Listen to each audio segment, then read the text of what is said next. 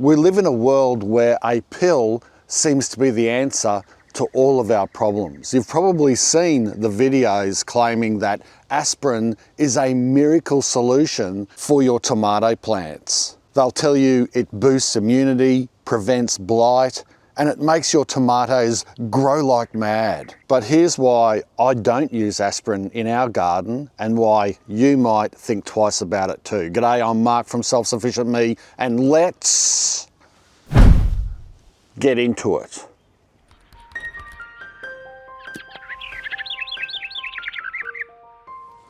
Aspirin was designed for humans, not plants. And just because it shares a chemistry with a natural plant hormone doesn't mean it belongs in your soil.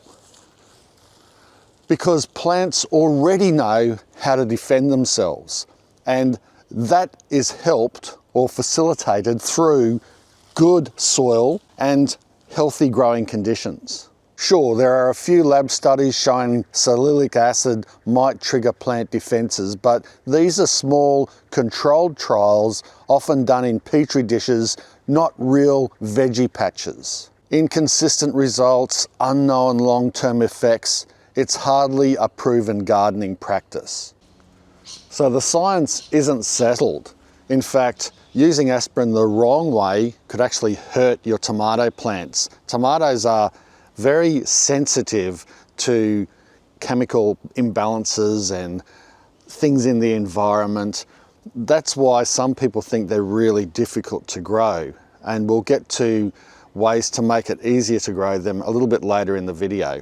But essentially, you don't want to put something on your tomato plants that's going to upset the flowering of it, especially because you want fruit from it, or it's going to affect the leaf growth and the overall health of the plant.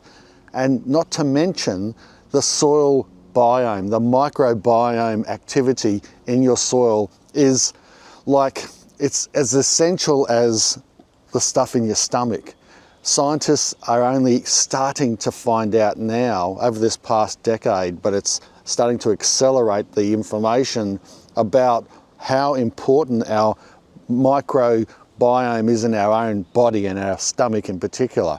Well, it's the same for plants. They get most of their nutrients from the soil, and a lot of that is created by these little symbiotic relationships they have with these microbiome and the bacteria and other animals in the soil. So if you start putting stuff in there that's going to affect them and hurt them or kill worms and kill bacteria, well, then you're going to affect how the plant grows. The truth is, I grow fantastic tomatoes and I don't use aspirin at all.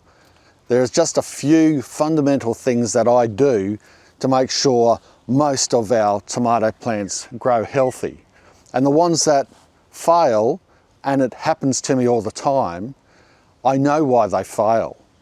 And these are experiments that I run to try to improve my knowledge of growing tomatoes and to test new varieties, and I'll come to that in my last point. But how do I grow healthy tomatoes?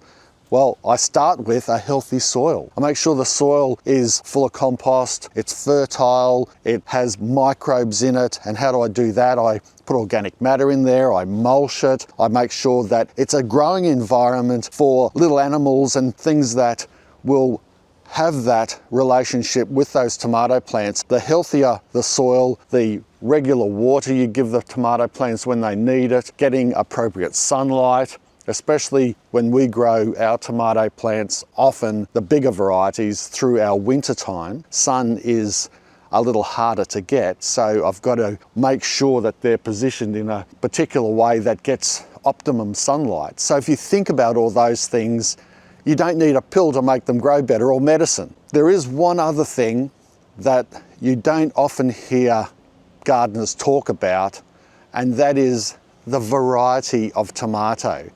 It's simple as that. Some varieties of tomatoes are more susceptible to disease than others. And if you're new at growing tomatoes and you don't know that, you could select a whole bunch of really fantastic looking varieties on the packet and not know that they are quite hard to grow. And you could be disappointed when you try to grow these varieties of tomatoes and seeing that you don't get the results that the packet looks like. Let's go down and I'll show you an example. These two tomato plants here are a black cherry variety. They're an heirloom variety and they are looking pretty sick. This is one of the varieties that I always struggle to grow in our garden because it's susceptible to blight, it's susceptible to a wilting virus, maybe it's tobacco wilt, I'm not too sure, but it's not the only variety that I have troubles with. There are certain beefsteak varieties, there's a pear-shaped type of tomato that I have issues trying to grow, and when I try new varieties of heirloom tomatoes, I often find that sometimes even half of them fail because of whatever's in my soil, or they're just not the best at growing in any conditions. But you know, sometimes I have good successes and I really do like experimenting with the over 20,000 varieties of tomatoes that are on the market. I mean, I'm going to keep trying different varieties and experiencing all these different tastes and textures and different shapes and colours, I think, till the day I die, because I just love doing it. But does it eat me up inside that these two plants are dying on me and I can't do much about it? No, not at all. I accept that you're going to get some failures in gardening, and new beginner gardeners, they don't get told that enough, I don't think. They just see a lot of great success stories and shiny pictures of big tomatoes and think, why aren't I growing like that? And the one behind it here, that's not going too well either. That looks like it's some type of beefsteak, or it might be a zebra.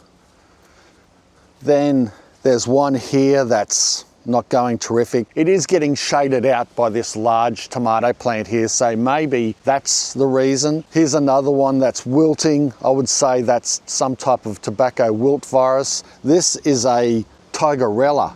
They can sometimes be hit and miss in our garden, but I love the taste of tigerellas. And as I come up, there's one here that's a beefsteak that is wilting as well. It looks like it's got some type of disease, but there are other beefsteaks around it that are growing fairly well. The thing is, they're all heirloom varieties. They're all Olden type varieties. Most of them aren't great with disease resistance, but if you look at my left, you'll see that these tomatoes are growing out of control. And that's literally how it is. It's out of control because I've let them grow willy-nilly. It's part of another experiment that I'm doing. The point that I want to get across to you is there is nothing wrong with those tomato plants. Besides that, I haven't trained them up the trellis or anything. I'm just letting them go crazy and they're growing over and flowing everywhere. They are looking extremely healthy. And why is that? Well, they're not a genetically modified tomato or anything like that. This variety has been developed in a controlled environment through controlled crossbreeding, and it's bred a tomato that has a medium size but has excellent disease resistance. It seems like I can grow them however I want. No pruning, no nothing, no training, and just let them go. And I look like a tomato growing genius. And that's because the disease resistance are better than the ones on this other side here. How these taste, I don't know. I'm going to test them and see what they taste like. Often the really great disease-free tomatoes don't taste as good as the heirloom varieties, but these organic selective breeders are getting better and better.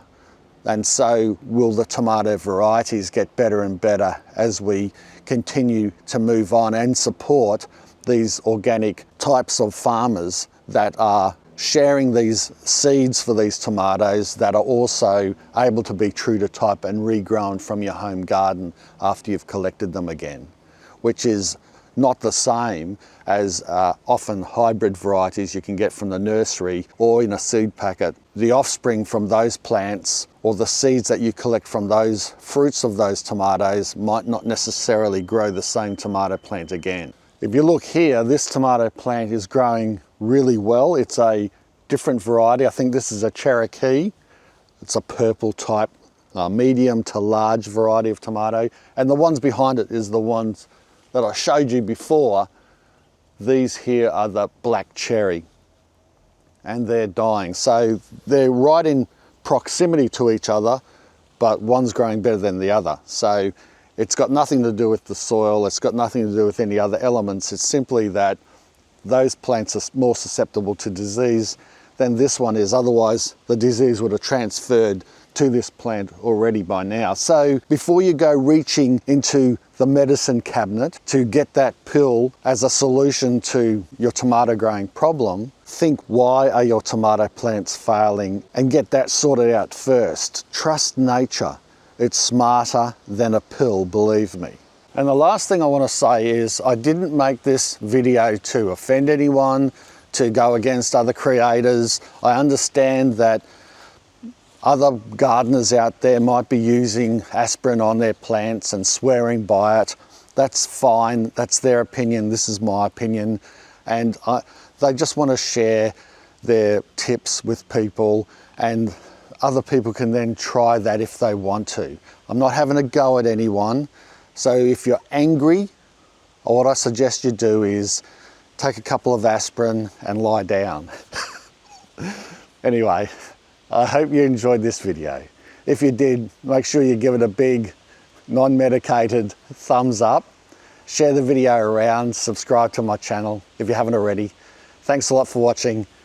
Bye for now. Cheers.